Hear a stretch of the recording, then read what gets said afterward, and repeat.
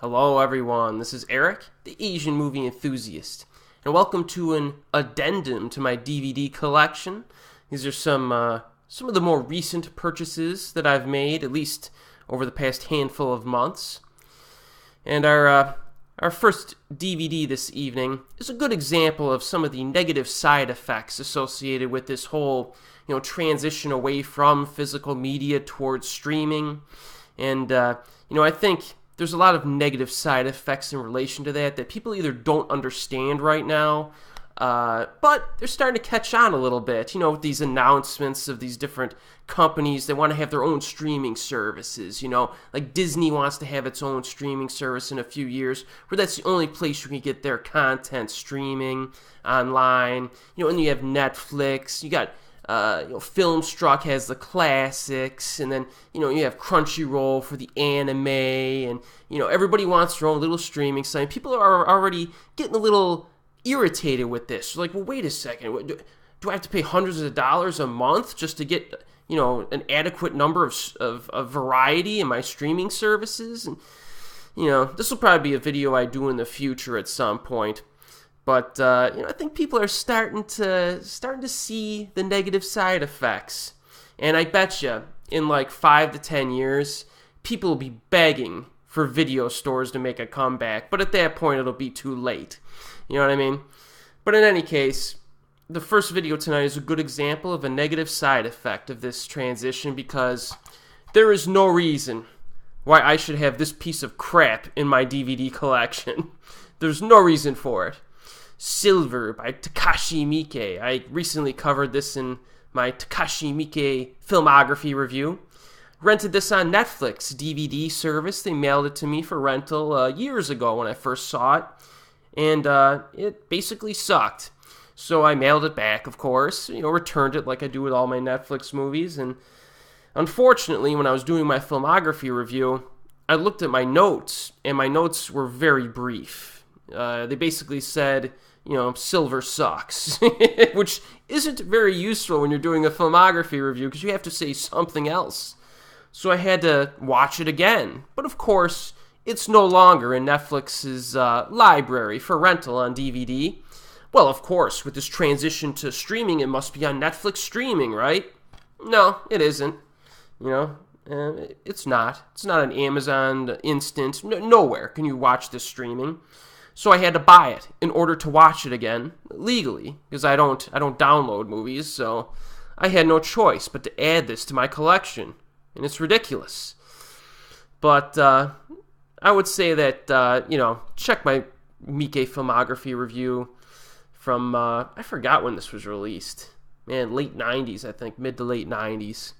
And it's basically about this lady. She's like a professional wrestler or something, and she tries to stop some bad guys. This is actually pretty boring. A lot of useless bondage scenes in this that are pretty boring to watch. Yeah, it's not good. So, yeah, freaking streaming, man. You should have come through for me. I had to buy it. Now, the next one tonight is another Miike film it's a better film. Young Thug's Innocent Blood. Again, I had to buy this because it's no longer on Netflix, DVD, or streaming, even though that's how I watched it the first time. Had to refresh my memory, and I'm glad I watched this again, because the first time I saw it, I was didn't really like it too much, but it definitely improved upon a repeat viewing. This is one of Miike's coming-of-age films. It concerns teenagers. It's kind of a companion piece to Young Thug's Nostalgia, which I actually like a little bit more than this. But this is a good movie about, you got some youths that are trying to figure out how they want to live the rest of their lives. Do they like who they were when they were in high school? Do they want to change into someone else? What's going on? You know what I mean? But this is good. It's got some pacing issues, I thought, at times. But if you want a coming-of-age film that's quite good, check this out. This actually has some special features. It's got an interview with Miike. It's got a little featurette about Osaka's history and culture, filmographies, etc. So, not a bad release. Did Silver have any special features? Does not look like it. It doesn't deserve any. Alright, our next DVD tonight. I have 3 Japanese films, 3 Hong Kong films, and 3 Korean films, so I kind of evened it out. So this one, really glad to add this to my collection, and that's Scoop. Yes, Scoop. I just reviewed this as in a separate review on my channel. Check it out. This movie is very interesting. Very interesting. It's about a paparazzi photographer who takes a newbie under his wing and shows her the ropes over the course of a number of days. It's got Masaharu Fukuyama in the lead role. He's awesome in everything. And Fumi Nakaido, who is, of course, awesome in just about everything that she's in. I thought this movie was pretty interesting in how it developed. Very nicely paced. They move from, like, scandal to scandal to scandal. And I think this has some really good character development to it, too. You got to kind of think about it a little bit, especially down the stretch, which I think is consistent with the stuff that came before it. Some pretty funny, a lot of funny scenes in this, too. It's some people complain that the main character treated the girl quite unprofessionally at work, but you know, like I said, it's all part of the themes here. I really like this one. I will definitely rewatch this one multiple times in the future. It's not something I can say about Silver. So those are the 3 Japanese DVDs for the evening. Now we're going to do a Moon Lee triple feature from Hong Kong. And again, because I always want to have some of my favorite Moon Lee films in my collection so I can watch them whenever I want to. Because, you know, if you rely on streaming, it might not be available. Now, the first one tonight is called The Beauty Investigator. Yes. Now, let me check the plot synopses here, because as you know, these films kind of blend together. So, Beauty Investigator. So this was released in '92. Moon Lee and her partner infiltrate a nightclub to find a murderer, but cross paths with an arms dealer too. So Moon Lee's got her hands full again in this. Now, there are some very good stunts in this movie, a handful of nice action scenes in this. There's like a car chase, shootout, and fight. There's a warehouse finale, which is almost obligatory in a Moon Lee film. It usually ends in a warehouse somewhere with a bunch of people getting killed, which is fine, you know. It's always nice for a warehouse finale is always welcome in a Moon Lee film. Characters are good enough to keep things interesting here. Comedy is actually used in this quite well. It seemed like Moon Lee had a lot of fun making this one. She had a lot of fun making this one. There's some cool stunts.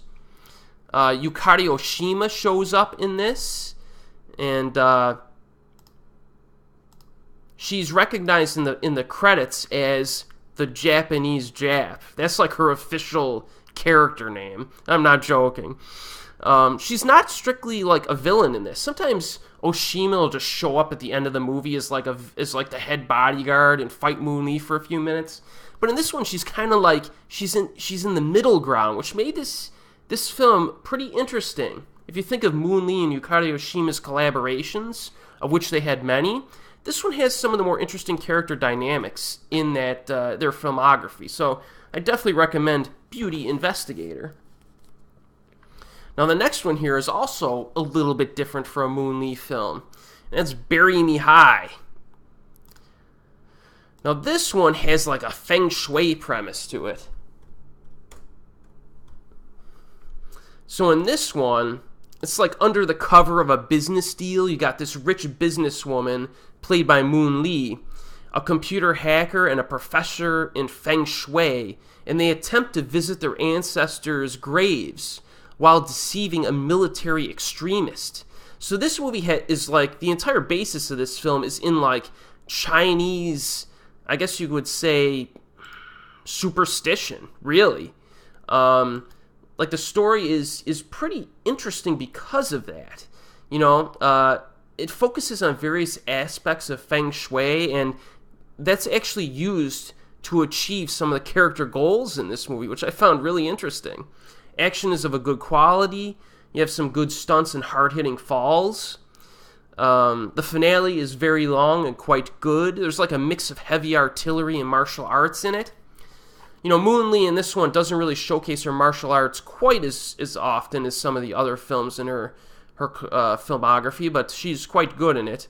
So yeah, this one's pretty cool. Another one that, I think is in the higher echelon of Moon Lee films. Bury Me High. This is interesting.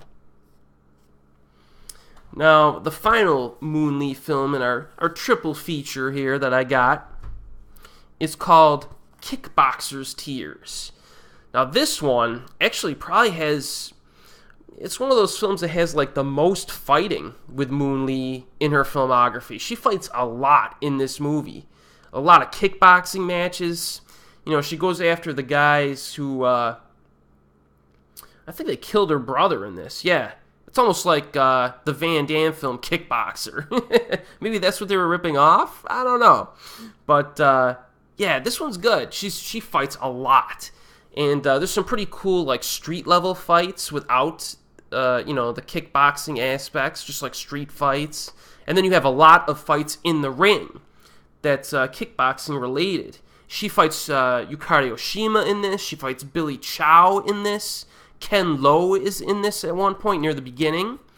And there's a lot of good fighting in this one. I like this. Good pacing. The script and the plot are pretty basic stuff, as you would expect from films like this. But this is one to check out. It's good.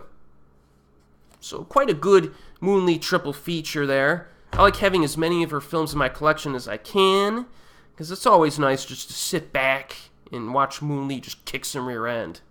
Now we have the 3 Korean films. All right.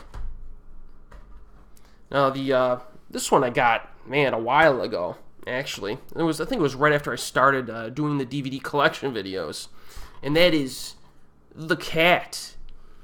No, this isn't the Hong Kong classic from 1992. This is the Korean horror film from, I think, 2011, and I covered this in my Asian horror playlist.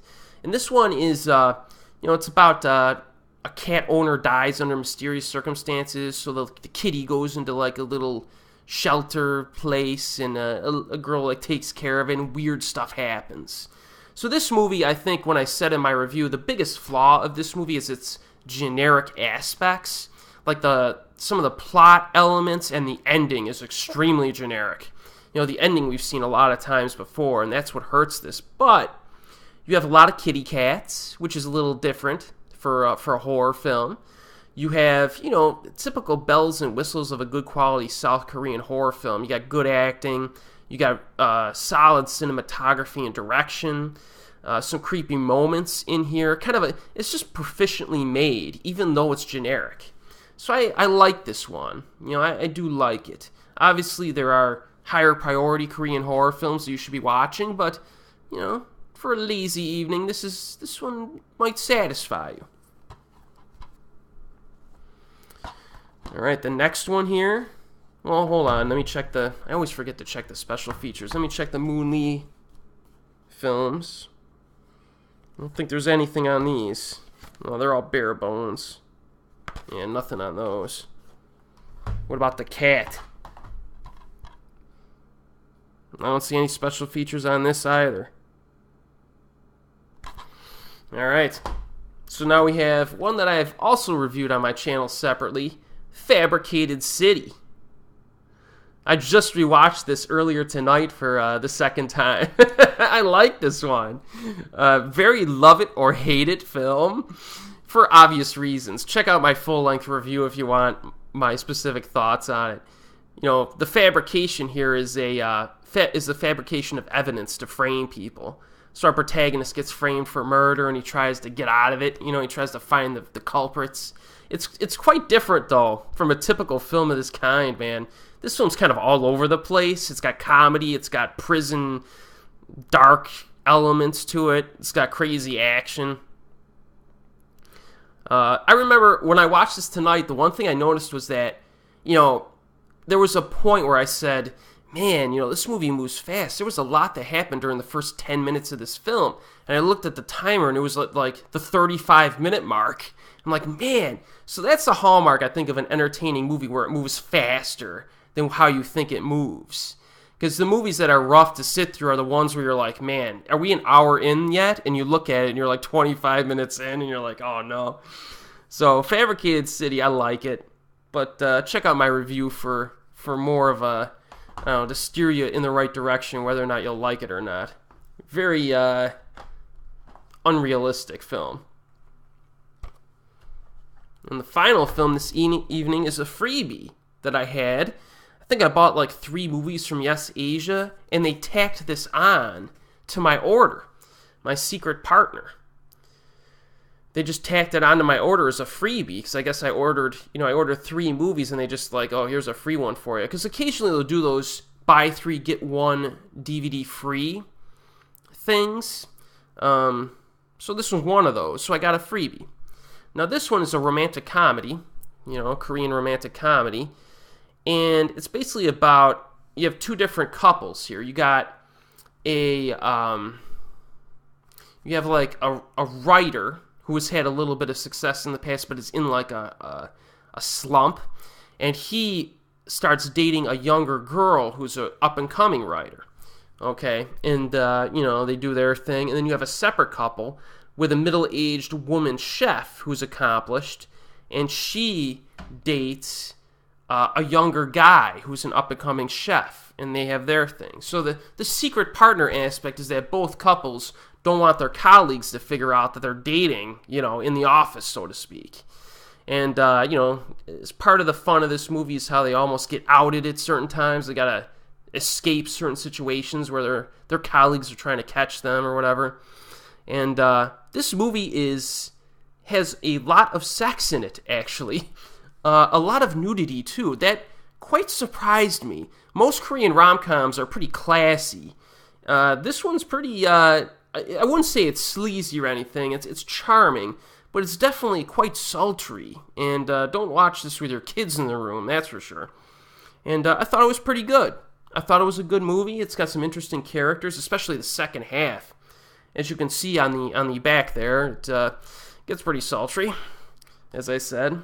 But yeah, I thought this was pretty good. It actually turned out to be a little better than I had expected, and it was one of the few Korean rom-coms that slipped under my radar, and Yes Asia just coincidentally sent it to me. So yeah, why not? No special features, of course, but not bad. So those are the DVDs for tonight. Some good first purchases there for sure. A lot of movies here that I'll watch repeatedly in the future, with the exception of Silver.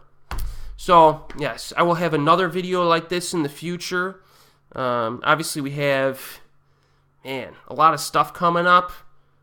The Miike playlist is taking up a lot of my time. I'm going to try to pepper in a few more Asian horror playlist vids in there. So the next DVD update might be in a month or 2, but it'll be coming. And as always, I will see you next time.